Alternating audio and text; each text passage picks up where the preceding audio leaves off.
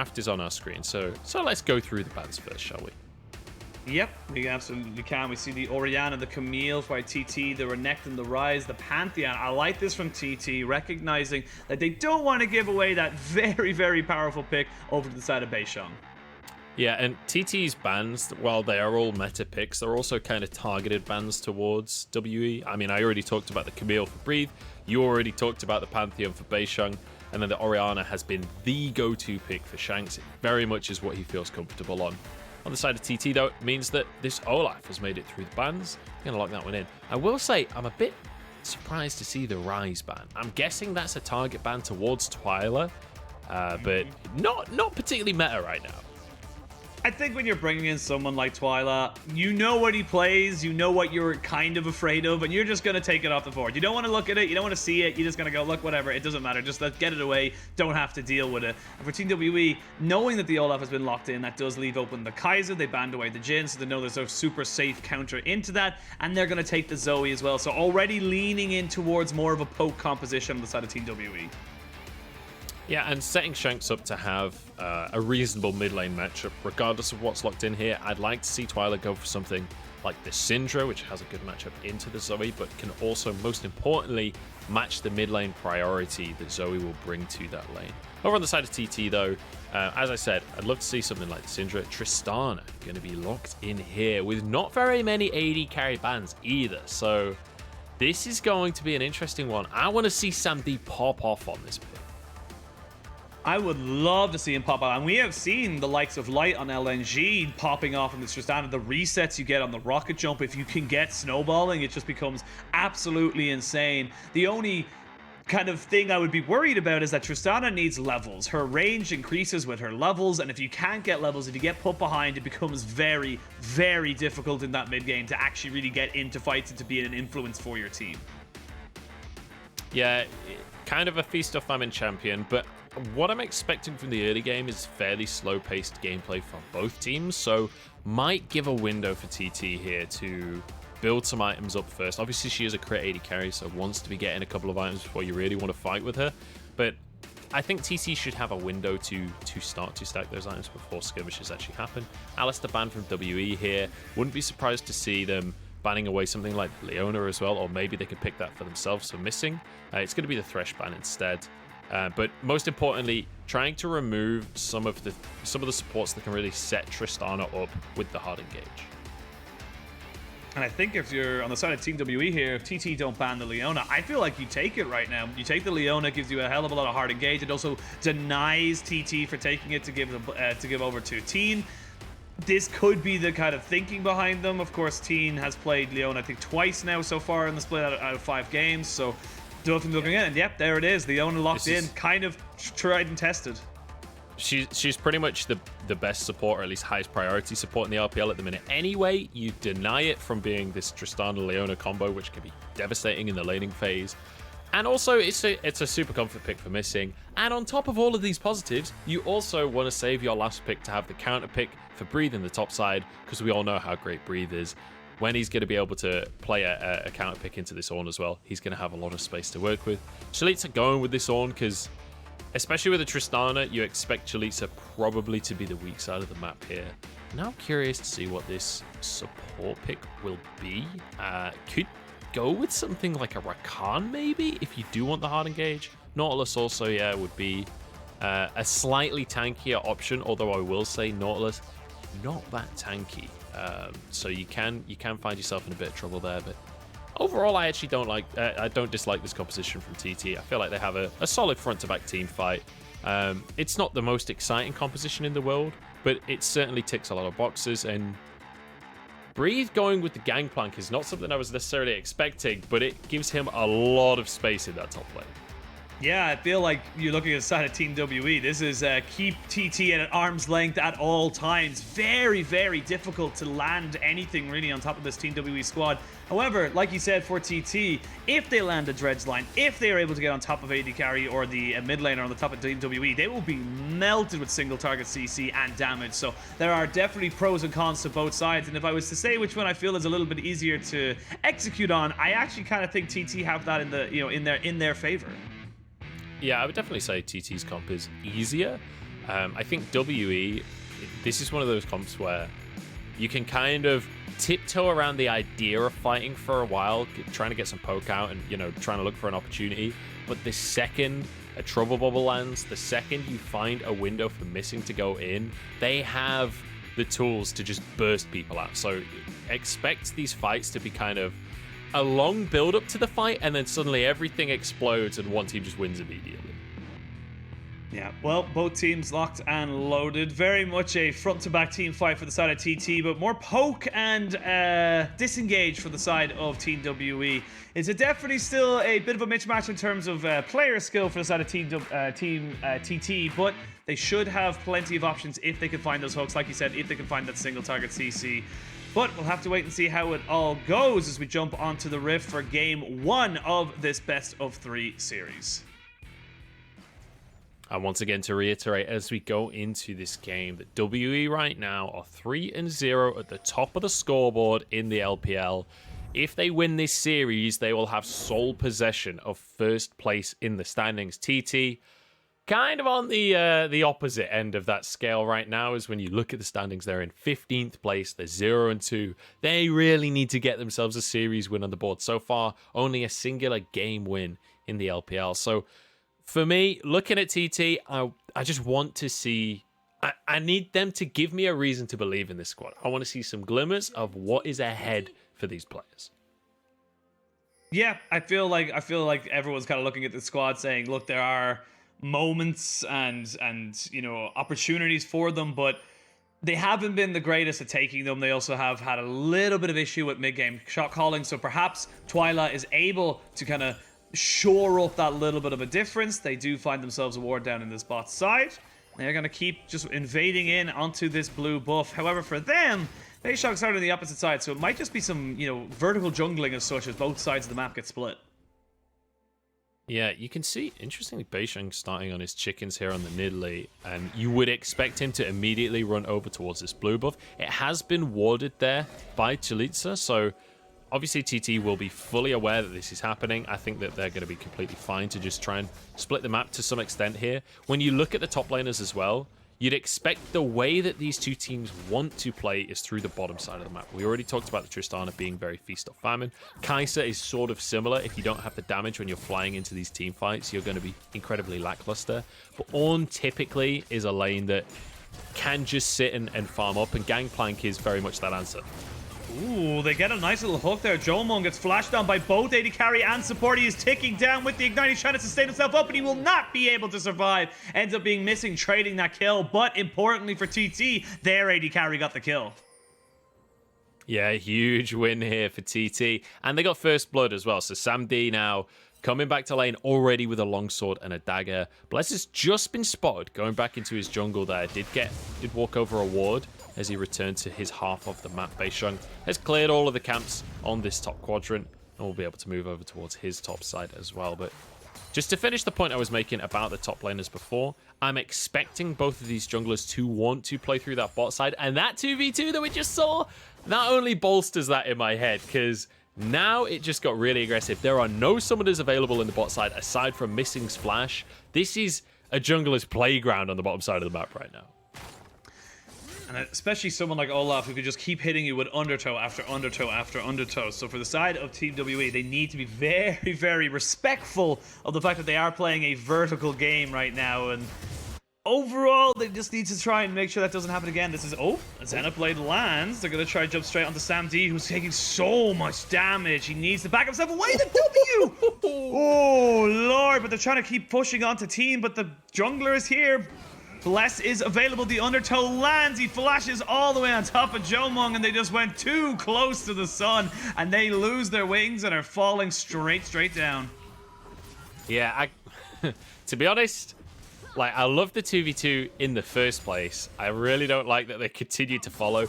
You know that Bless is on the bottom side of the map. You know that Beishang has already cleared his top side. There is no reason for Bless to be on the top half of the map right here, so especially when Beishang is currently doing the top scuttle, it's fairly safe to assume that Bless will be doing the bottom scuttle. WE biting off a little bit more than they could chew there, and that was a confidence play. Like, I don't believe that Jiumeng and Missing didn't know that Bless could respond to this. That was a, let's try and get a kill in the lane. Let's try and win this 2v2. And this is a more broader topic that we've kind of discussed on a couple of different shows, Bebies, and in private as well, of Jiumeng. Top AD carry or very much a coin flip? Because it feels like sometimes this guy just pops off and looks immaculate. Looks like he go toe-to-toe with the likes of, you know, Viper and Aiming and, of course, Jackie Love. But then there's plays like this where I'm kind of like, is this going to be an issue for Team WE in the long run? Because this happens more than they probably wanted to. Yeah, and I think it's less of an issue this split so far from what we've seen. It does feel like this bot lane from WE has become more consistent. I think Missing is playing exceptionally as well. However, obviously this game is not a very good backup to that statement right now. But generally speaking, it's felt more consistent than it has in the past, this split. Last year, though, yeah, you're absolutely right. That Jiumeng was a bit of a liability for this squad, and it felt like WE had to play around this bottom side to cover that weakness up. And now, especially this year, when we're talking about the fact that Beishang has other lanes to play through, Jiumeng is going to have to be on better form more consistently, because he's not always going to have that safety net of his team playing through his lane. He's going to have to make sure that he's, you know, on the ball when the team's playing around other lanes. And for Team WE, we talk about some of the best teams that we've seen from this league, and generally speaking, they have an amazing bot lane, they have an amazing top, they have amazing pretty much all around the board. You can't really afford to have a weak side when you want to be on top of what I would argue is the most competitive region in the world. We have to stop myself on the point here is they land the hook and Jiumeng is dead to rights. Missing will almost certainly be Dove here, but no, he's just a little bit too tanky. He's a Leona at the end of the day, but this is just not going well for Team WE, but fantastic for TT. Sam D is getting the exact same start we wanted to see for him on this Tristana. And he's a Tristana, so he'll get at least one turret plate here. There's potential for more, but I think he does need to be careful, because Missing can get a kill here, actually. Very close. The cleanse been used, and the ignite goes down. Tick, tick, boom. Sam D just overstaying a little bit for that turret plate and gets punished pretty hard. Nice play from Missing. You gotta praise the sun. That's all I could say about that one. You can tell Sam D has not played Dark Souls. He doesn't know about Solaire. He didn't know that was coming. You gotta respect Leona. She has a lot of damage. She's real strong right now. And when Ignite's available, you can't walk that close. You're not allowed to do that. Yeah, you gotta be respectful. I feel like both AD carries are just not respecting the full-on engage and early game damage you get from a Nautilus and or Leona. So both sides feeling like they're maybe a little bit more powerful than they should be. And that does end up kind of equaling the gold. The gold's really not gone anywhere. TT do have a kill advantage. They took that Ocean Drake as well, so they've got that stacking for them. Twila, a little bit behind in this mid lane. It's always kind of difficult to see how the Syndra versus Zoe matchup will go, but for Shanks, this is positive for him. But I want to see what Beishang could do, because actually someone in this early game we haven't really spoken about because he hasn't really done anything has been Beishang. He's kind of just been farming on his own, and he's actually behind on farm despite Bless having ganked bot almost twice now. Yeah, Beishang having a bit of a slower start. Certainly not the way that he wanted to be playing this game. But really, really nice invade early on from Bless and the gang on that bot side to take away the blue buff and to split the map. And it's meant that Beishang has just been, unfortunately, not really able to get much done for himself. One person I do want to talk about, though, is Teeen, actually, on this bottom side. Although I'll hold that thought just because I've got Bless hanging around mid lane here. Now there's a potential for a scout of the week. Triple bubble lands just to dissuade anything. Bless has to keep himself here, but as that happens in the mid lane, the bot lane goes absolutely ham. Solar Flare lands on the Teeen, who misses the dredge line. They are not focusing on the Sam D at all because they know they can kill off this support, but a great charge there from Sam D. Almost takes down Jiumeng. I like the idea. Tried to misposition the Kaiser. Doesn't quite work out for them. And now Chelizi's in a lot of trouble. He has to flash. There's the Cannon Barrage, and that's going to be an easy, quick kill for Breathe in the top side. Team WE seem to have woken up and come to life. Really, really good stuff from WE. And this was incredibly important that they stopped the snowball in that bottom lane. Actually, really well played by Sam D. Almost managed to turn that one around. Oh, no, it's a bait. It's a bait. It's a bait. They knew it. They had the Leona in the pocket. And oh, Sam D, he got greedy. He saw blood in the water. Oh, that's unfortunate. Look, I actually really respect this from Sam D. This is the Tristana mentality. This is how you got to play when you play Tristana. He thought that he could sneak it at the end of the recall, was hoping that Missing had finished his recall earlier. I'm actually not sure if he wins that 1v1 at that point, because I don't think his jump procced on the E. So at that point, it's Hail of Blades versus Hail of Blades. It's pretty up in the air, to be brutally honest. But look, when you're playing Tristana, I think this is the way that you have to play the game. I respect the attempt, because even if you can't get the kill, so long as you can get your bomb off, you can usually jump out. So I actually like that level of aggression. I think a lot of people don't necessarily agree with that level of aggression, but I like players that want to make it happen like that. An A for effort. I think that's it's like one of those teachers you can see a student trying really hard. And it's just like I don't want to criticize you, even though you're wrong, but an attempt was made, as you said so rightly. I just love that this bot lane isn't anything to do with junglers. These guys just want to fight, man. This is so much fun to watch. And with a Kai'Sa, with a Tristana, like, these are champions that want to be fighting in the early game. You don't necessarily... I mean, I talked about Tristana being this crit 80 carry that later on, once you got a few items, then you'd be fighting for dragons and things. But if you can get the ball rolling and speed those items up in lane, the bomb does insane damage. The burst damage is absolutely bonkers. Now, unfortunately, as I was going to talk about Teeen, he did get caught out and then he missed his hook on the tower. Very unlucky. But one thing I do want to mention about Teeen is that this is a guy that was on JDG's academy team for a couple of years. This guy was training under Lumao. So you can kind of see that aggression that you expect from Lumao in the laning phase shining through a little bit in this game and the way that these guys are playing the 2v2. And his mechanics have been pretty on point aside from the escape. So Teeen is one of the players on the squad that we don't know that much about. He's not a well-known player, but there's potential there. In the meantime, in the top side, though. Yeah, and actually something we didn't really get to talk about as much because there's just so much action in this bot lane is that with the lanes kind of set up as such, we are seeing Bless just hover towards this bot side a lot more. Solar Flare goes down, lands onto Teeen. Yeah, I'm going to try and go on a Missing, however. Can only tank so much. They do have to use themselves the explosive charge, and this is kind of the bot lane. They just want to keep going. They want to keep fighting. They don't want to try and, give us time to analyze anything. They just want to keep getting at each other's throats.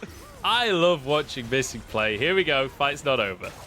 So fight is not over. The dragon has been started down to about half HP. It is the Cloud Dragon, so it is actually quite hard to solo out. There's a lot of single target DPS. Need to be very careful how much you actually tank up this. Down to 1500. They are going to pop down the Ragnarok. It will be secured by TT. And they get themselves 2 dragons, get themselves out. Nicely done there by TT. Get themselves that dragon stacking. Now they're only 2 drakes away from a potential Infernal Soul. Yeah, good little start here from TT. They do get it. It was a little dicey, kind of a 50-50 smite, honestly, but they get it at the end. As Sam D manages to dodge that Void Seeker there. But yeah, man, I love watching Missing play. There are 3 players underneath the tower, and Missing's like 2v3. I like those odds. It just goes in with the ult immediately. This is my kind of support player. And it's so much fun to, like I said before, I'm having so much fun just watching this 2v2. Oh, it's now a 2v2, but Blessed, it might be a 3v3. He does miss his undertow, so there's no real follow-up there. The triple bubble does not land on the Teen, so everybody backs themselves away. And overall, it's still, and we calm down. We can breathe for 2 minutes because it is, no, it is all action side all the time. Oh yeah, sure he is. He's having a fine time. He's got 1 kill and he's got 20 CS up with his Essence Reaver as his first item. So overall, it is still advantage to Team WE, but TT, they're not letting this one go. They want this tower in the bot lane. They want all the gold they can possibly get, and they want to have it now. Yeah, but well played by Beishang here. He reads the play. He's able to match on the bottom side of the map. That CS discrepancy we saw before is pretty much diminished entirely. Bless will be rooted. They don't have any more follow-up. That's the long-range burst we were talking about before, though. When we said in the draft, we've got a Nidalee here, we've got a Zoe here. That's that long-range burst. And again, very much in favor of Team W right now, and I feel like this gold lead, yes, it's only just under 2,000, but it just becomes so much more difficult for them to make these, you know, big plays coming out overall once they get the items onto the Gangplank, onto the Zoe, who can just keep you at arm's length at all times. You'll need to try and catch someone out with the, you know, Twila Syndra or with the Ornhorn from Chelizi. There are opportunities for you, but you need to make it happen yourself. You can't play reactive here if you're on TT. Yeah, taking a look at some of the items that are coming in, interestingly, we are seeing Jiumeng go for the Kraken Slayer, not the Gale Force here. This is more of a consistent damage build, looking towards team fights in the later game, which is fairly understandable when you consider the composition that he's playing up against. They do want to go for that front-to-back fight. Missing wants to 1v1 Sam D, I guess. Actually gonna force out. He is 202. Like he's a big support. Look, like I said, I love watching Missing. This guy is not afraid of anything. Yeah, one thing I do want to point out at the scoreboard though, Beishang has actually gone for the Night Harvest here. I was hoping that we would get to see the Moonstaff build where you go for the Moonstone Renewer and the Staff of Flowing Water. It's incredibly strong on AP junglers right now. We're not going to see that. He's just going for the pure damage build. LPL's often not on the same page as other regions when it comes to item builds, so I can't say I'm that surprised. I can say I'm a little disappointed. Yeah, I kind of feel you on that one as well. It's surprised, or not surprised, but definitely still disappointed is the best way you can put it there. And overall, it still feels like TW are the ones dictating the pace right now. Yes, Sam D and Teen had the early game in that bot side, but now with you, as you can see, Missing roaming around the map with Beishang, they have this duo of damage and CC that you just have to respect, you have to back away from. That gives Jiumeng a lot of free time just to waste away these minions in the bot side. And again, we're seeing TT just their early game is fine, but as this mid game creeps slowly closer and closer, they kind of lose themselves a little bit. They don't really know where they want to go with it. Yeah, there's a bit of insanity going on as well, where we've just seen TT pick up the second Herald now. They've had both of these Rift Heralds, and yet WE is the only team that's actually managed to take a tower so far this game. We just saw Jiumeng finish that one off. And when you look at the gold difference between the two teams now, it's already 3,000 in favor of WE, partly in thanks to that first tower, but also partly in thanks to the kills that have been going over with some bounties, with some tower plays as well. What's your favorite color, Joe? Well, that's a tough question. Is that green or orange? I'm kind of torn on the two. Very Irish of you. Well, I'm going to have to cut you off there, unfortunately. It is. As we're going to see a bit of a gank now. I thought there was nothing going to happen, but now Missing has been caught out and Missing has been killed. But Sam D being jumped on by Jiumeng, and then he saves Jiumeng with the ult back out of tower range. Shanks trying to see if he can find and fish for something here. This is the problem when you're going into Pocomp. Like you said, one paddle star, one trouble bubble, one spear. It could all go very, very wrong. They have got the teleport on Breathe, who is just sitting around the base. He did have a reset. He's got himself his Immortal Shield Bow now. And overall, 1-for-1, not the worst thing in the world for the side of Team WE, but just as the dragon spawns means that TT cannot fight for this. And I want to go back to something we talked about before with this bottom lane from WE. And first off, hey, look, it's 15 to 20 minutes and the third Drake is up. WE are forcing fights. Who could have predicted this? But with this bottom lane from WE, Jiumeng is so damn aggressive. And this is what we were talking about when we were saying how, you know, WE last year played around this bot lane a lot to stop them from going too aggressive and ending up dying.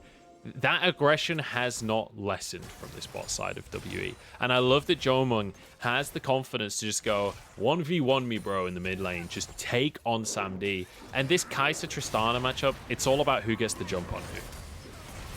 Yeah, this is how the fight kind of started out here. It is a straight up Missing getting caught, but then Sam D's just not looking at the mid, not looking around him, and he gets himself caught. So what could have been a fantastic, you know, third dragon effectively for the side of TT as they're taking down Missing. They would have had priority over the Drake. They then lose Sam D to just honestly an unforced error. Yeah, Sam D looking at the fight didn't realize that Jiumeng would be in a mirrored position to him. And importantly as well, with that 1v1, when we're talking about the items as they were, both with the Kraken Slayer, both with half of their next item, there was a Serrated Dirk there for Jiumeng and a Zeal for Sam D. In that situation, if there is a minion wave nearby, I give it over to Sam D because his bomb doesn't care if there's minions nearby. Whereas Jiumeng needs that isolated Q to win. There were no minions. There was a full isolated Q. It did like almost half of Sam D's health. And at that point, there's no way to fight back. So now with Flash on cooldown as well, it means that TT need to be a little cautious about the fights that they take. And I wouldn't be too surprised if WE are able to control the bottom half of the map now, especially since they already got that bot tier 1 and look towards that next Drake in 3 minutes. But TT want to answer in the mid lane here with a Herald. Yep, full commitment to the Herald in the mid lane. They're going to get that turret down to about half HP, pop down an explosive bomb as well. And again, they just keep going for these small little plays. TT just try to shore up the mid-game shot calling. And this is where it starts to get a little scary now, because 3,500 gold at this stage is significant, but not that significant. You're not a million miles away from being able to come back into this game. You just need to play it properly. You can't be getting caught out. You cannot be giving away free kills or free objectives. Ooh, rocket jump is very much needed here from Sam D. Now, he does not have that, and that's a very relatively long cooldown that he doesn't have for at least another couple of seconds. They had to be careful of the dive. Yeah, getting caught by a trouble bubble there. And the reason that was so tense on the trouble bubble is because Chelizi had to move down to the bottom side of the map. There was a massive wave crashing into the tier 2. So there was a small window there where WE can essentially find a fight with TT where TT don't have their front line available. Because, like I said before, Nautilus, not that tanky, especially when you look at the items he currently has. Really, really not a massive brick wall. So if WE could have found an opportunity off the back of a bubble, had that bubble hit on pretty much anyone else aside from maybe the Olaf, that could have been a kill, and that could have snowballed into something like a tower in the top lane or the mid lane. Well, we'll see what TT can do. Yeah, might lead to a tower in the mid lane. Bless forced to Ragnarok his way out of that tower because he was just getting poked down. And this is the thing. This is the problem we're seeing. Twila now in a little bit of trouble. Beishang perfectly positioned to pounce on top of him. And that could be a 22-minute Baron right now because they know that Bless had to go back. Yeah, and also Bless doesn't have Ragnarok, so it's incredibly hard for him to face check in. There's a massive amount of CC on this squad from WE with the trouble bubble, with everything from Leona. It's really, really difficult for TT to contest this Baron. It's down to half. Now, bear in mind, Missing's taken a lot of damage for this one. This squad is taking a while. Here they come. There we go. The Ornhorn comes down. Those with the cannon barrage. It's perfectly placed, though, right on that ramp, so they know they can just keep peppering down these health bars. Shanks flashes forward with a stolen flash. Another stolen flash. Shanks just keep pushing forward and forward and forward. They pick themselves up. 2 more kills. Twila respawns to find his team at a 3v5 advantage, and they can just go back to the Baron. Yeah, they can just rinse and repeat on this one. Bear in mind, they have a Nidalee with blue buff, so there's a good amount of sustain in there. This is where the Moonstaff build would have been absolutely insane. The sustain that it offers in these kind of situations is bonkers. But here we go. Ragnarok already used by Bless, but there's no way in. Like, oh my god, Shanks just finishes them off. Shanks is playing with confidence this game. I love it. This is the problem when a poke comp gets ahead. You can't run into them because your health bar gets deleted before you get anywhere close. Baron to the side of Team WE. A 7,000 gold lead to Team WE, yes. And they will be able to pick up the Infernal Drake. So right now, this all came off of one opportunistic pick. Yep. And again, this is why we love Beishang, right? A little bit disrespectful from Twila to be just face-checking into the jungle like that alone. But then this was an engage that was forced, right? TT don't have an option but to check this. If they don't try and force the fight here, they will lose Baron, and you know WE is going to take control of the map from that point on. So, unfortunately, for Teen and for Chelizi, they are the guys that have to be the front line and have to go and do that face check. So they're the guys that end up going down there. Not really individual mistakes, more like WE forcing a situation where TT have... They either make a bad decision or they make a bad decision. They either just give up the Baron for free or they contest the Baron and lose a fight because they know that they're... I mean, look at the scoreboard. 7,000 gold down right now when it comes to item spikes as well. You've now got a Zoe that's got the Horizon Focus finished off. That's a monumental amount of damage follow-up if a Trouble Bubble lands. It feels like it's all Team WE right now, but there are still avenues for TT to get back into this. You have a hell of a lot of bursts on your Syndra, as well as on the Tristana, who's now sitting on 2.5 items. Will almost have the 3rd crit item available to her very, very shortly. So again, it's not the end of the world, and it does become a little easier as later goes on for TT just to find someone out of positions. So it kind of relies on WE just not giving them those opportunities. So I want to see how TWE use this. I want to see them how they push forward. Sam D, he's going to have his blue suede shoes on because he needs to be dancing around these skill shots. Yeah, and I mean, the really scary thing, right, with this team, while they have a Baron buff as well, like, how on earth do you survive this siege? They have so much long-range poke. They have so much ability to finish off these towers. You have a Gangplank that is more than happy to be off on the side lane. Jiumeng getting chased down, but the team is here. Yeah, they get the teleport, though, out of Shanks, so summoner earned for a ultimate use from Teeen. Yeah. So you'll take that. Honestly, at this stage, you'll take anything. The depressing thing for TT is you don't even really get that because it's Unsealed Spellbook. Yeah, you don't even really get it, but we'll have to talk about that in a quick moment. As you can see, the Team WE are done with this game. They're done with this fight. TT thought they had an opportunity to take some members out, and with the Solar Flare going down, it forces Twila to flash away. But Jiumeng, after having a questionable early game, is now trying to redeem himself by taking out the mid laner of TT. Ooh. Shanks is going to be the one to take him down. 3-0-4 on this Zoe. They've got 10 seconds left of the Baron buff. It's going to be plenty of time for them to push it and at least take this inhibitor.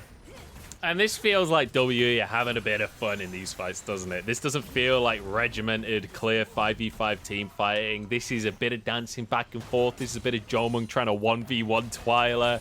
It's Shanks double flashing to then use his portal and then throw the trouble bubble through the wall to finish Twila off. Like, this is WE flexing a little bit on the Rift and feeling good about their place in the standings, as they rightly should.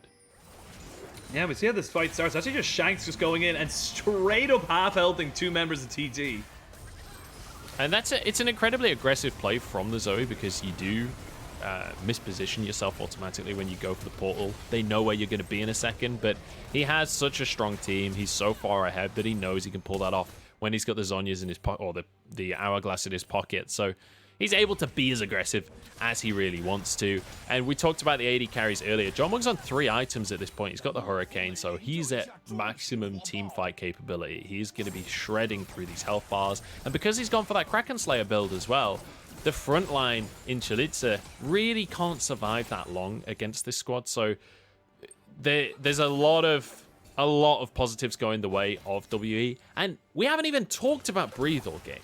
Breathe is a 3-item Gangplank at this point. He's got an IE, he's got an Essence Reaver. Like, he hasn't needed to be a threat all game, but now we're getting towards Teamfight Gangplank, which is a massive threat.